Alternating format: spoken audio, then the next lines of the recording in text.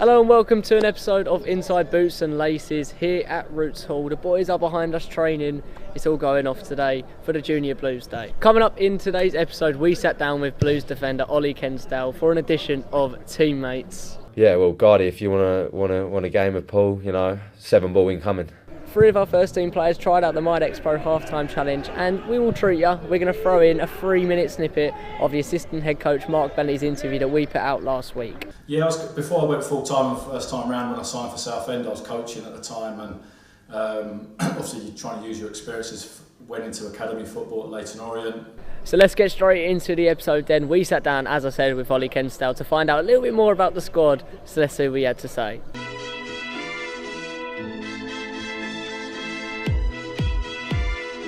Strongest? Wow. I'll probably have to go with cards, I think, for that. Yeah, cards, I think, would be the one that I wouldn't want to step in the ring with, yeah. I mean, you have to challenge him every day on the training ground, yeah. So how's that go for you? Well, that's why I'm saying him. Yeah, Matty Dennis, I think gets that, to be honest. Yeah, when he gets going, he motors. To be fair, there's a few quick boys, to be fair, that will be disappointed with that answer, but Matty nicks that, I think. Yeah. Who do you think will be disappointed by you saying Matty? Well, I reckon Ralphie's going to be a little bit disappointed in that. Yeah, I think Ralphie will be the one, but he knows Matty's the quickest, I think. Do you know what? No one's horrendous. I'll give it out to the boys. I don't think anyone's horrendous, but I'm gonna have to go with probably Colin or Arnie. I know they're both goalkeepers, but actually Arnie's alright. No, Arnie's alright. Colin, I'm going with. Yeah, Colin's. Yeah, it's not great. Yeah, not great. There's a good few jokers, to be fair. Yeah, we've got a good bunch. I'd have to go Guardy as the main one. Definitely Guardy is the main one, but you got Danny, who's up there. Danny definitely, but no, I think Guardy nicks that. And Murph, actually, that's a tight one between. Yeah, Guardy. I'll go Guardy. Oh well, we do the circle, don't we, every day? Yeah. So that's a good one. JD's really? always looking for nutmegs. Funnily enough, he got Dunny today. Dunny gets done quite a lot. I'd say he's like the one who gets done the most with Megs.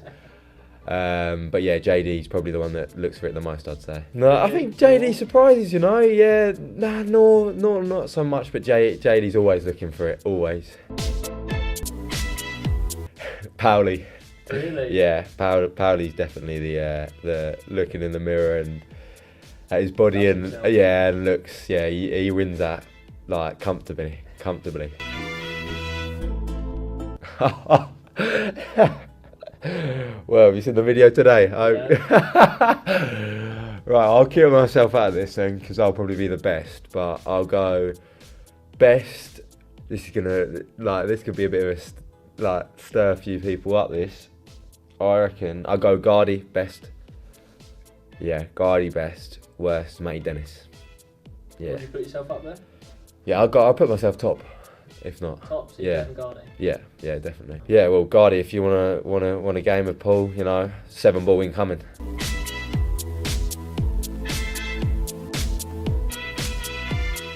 If you guys do want to see that highly anticipated pool game then between Lewis Gard and Ollie Kensdale, let us know. We can sort that out because the world needs to see it. As we mentioned then, the Midex Pro halftime challenge is available for you guys to do. If you want to do it, let us know by emailing commercial@southend-united.co.uk, and who knows, you might be able to get on the pitch at halftime and try your luck. But 3 of our first team players, including a special guest, had their chance this week, and well, let's just see how they got on. Tom Clifford, defender.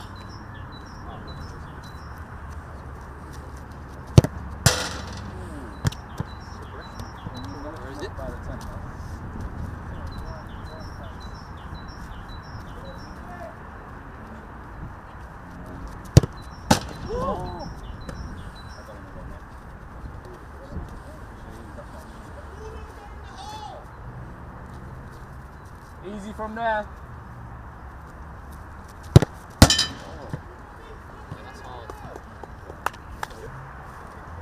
Hussein, centre mid.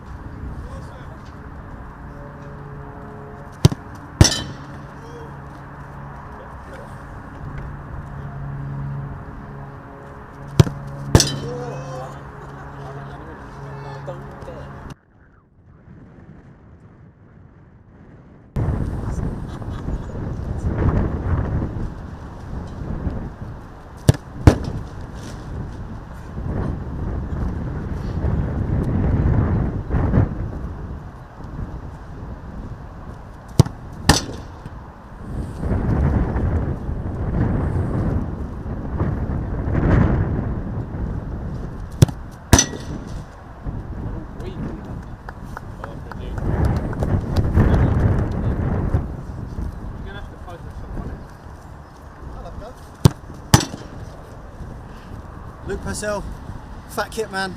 You may recognise me from Instagram.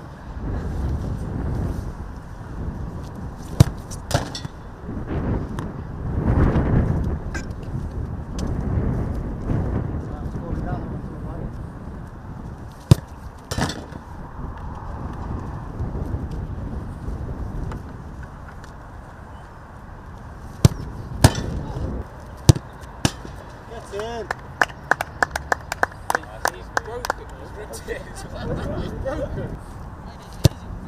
Oh, it's even more broken! As you've just seen, the Mid-X Pro penalty challenge is possible, even from a Fat Kit Man. It was such a great effort from Cliffy, and well, we'll give it to Luke as well. It was a decent effort from him. Let's have another look at it. Get in. Oh, it's even more broken! We spoke to Benno about his first 6 months at the club, and we touched over the transition from professional football over to part-time coaching, over back full-time coaching here at Southend United. Benno, it's been 5 months that yourself, Kev and Daz have been in the job. How much are you enjoying it, being back at Southend United as a first team coach? Loving it.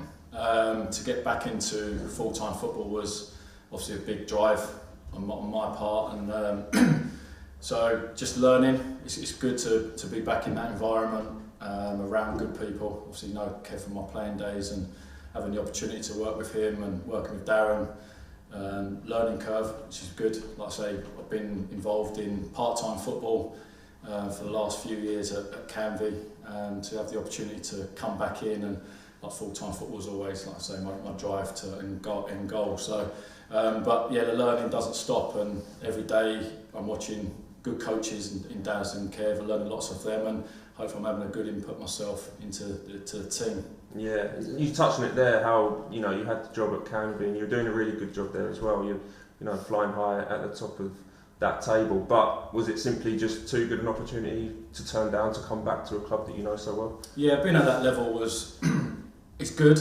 Don't get me wrong, I loved it at Canvey. Built a really good squad and left them in a good place, which was important for me, and some good people there. Still hoping they go and finish the job off. So I think they're in a good position. But yeah, the draw for full-time football, and from an outsider being at the club before at Southend and seeing how it's been over the last few years, I've always sort of said I'd love an opportunity to get back involved, and like I say, I had to jump at the opportunity, and certainly no regrets, and just trying to push forward, become a better person, better coach, and move this club back to where we want to get them to. Yeah, of course, and like you said, you've gone down the route of coaching. When you sort of retired as a player, was that always something that you had in the back of your mind, that you wanted to go down that route? Yeah, before I went full-time the first time round, when I signed for Southend, I was coaching at the time, and obviously you're trying to use your experiences. Went into academy football at Leyton Orient with Andy Edwards, so he was the academy manager at the time, and learned lots off him. Done a few years at Leyton Orient and then on to Stevenage. But after a few years, you sort of do notice that I'm not sure academy football was for me. I wanted to win 3 points, and I get the development side of it, but I wanted more. Playing non-league football at the time, I just wanted to play, and I carried on playing till 37, 38, and then you sort of fall into a player manager role, and took to it. Loved the management side of it. You have to deal with a lot of Like I said, I look at Kevin, the stresses he goes through. It's certainly not at that level, but it's more player management and trying to get players through the door and get them to training every week. So there's those sort of difficulties. So I've learnt lots. Grew as a person, made bold decisions and stuff. But yeah, I love the coaching side of it, and it was always, like I say, the goal to be back in full-time football. So there we have it then, guys. That's been Inside Boots and Laces for this week. If you did enjoy it, please leave a like and subscribe to our channel. If you want to see more of this content, also let us know what you want to see as well in the comments. On our social medias, wherever you follow us, let us know. That's us done though for this week, and we'll see you at Roots Hall very, very soon. Come on, you Blues.